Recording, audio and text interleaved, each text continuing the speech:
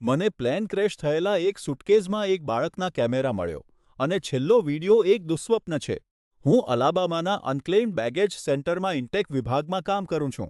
મોટાભાગની બેગ્સ કંટાળાજનક હોય છે પણ પછી મને તે મળી. એક જૂની ફાટેલી સીફોમ ગ્રીન કલરની રોલર બેગ. તેની અંદર એક સસ્તો યુનિકોર્ન થીમવાળો ડિજિટલ કેમેરો હતો. મેં ફોટાઓ જોવા શરૂ કર્યા. એક ખુશ નાની છોકરી, તેના માતા પિતા અને પછી તેમના ગેટનો એક ફોટો ઓર્લેન્ડો માટેની ફ્લાઇટ સાઠસબઈ. મારું લોહી થીજી ગયું. હું તે નંબર જાણતો હતો. ફ્લાઇટ 720 એ જ હતી જે નેશવિલ પાસે ક્રેશ થઈ હતી. વિમાનમાં સવાર દરેક વ્યક્તિનું મૃત્યુ થયું હતું. મને એક વીડિયો મળ્યો. તે છોકરી ફ્લાઇટ એટેન્ડન્ટનું શૂટિંગ કરી રહી હતી. શરૂઆતમાં બધું સામાન્ય લાગતું હતું.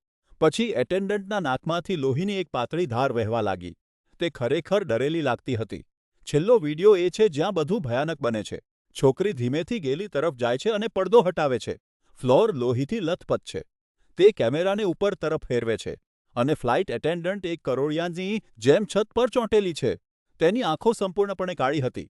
તેણે સીધું લેન્સમાં જોયું. પછી એક સ્ત્રીની ચીસ અને ધાતુ ફાટવાના અવાજનું મિશ્રણ સંભળાયું. કેબિન જોરથી હલી, ફ્લાઇટ એટેન્ડન્ટ ચારેય પગે છત પર ઝડપથી દોડી અને બારી ફૂટી ગઈ. બીજી સવારે મેં મારા બોસને કેમેરા વિશે પૂછ્યું.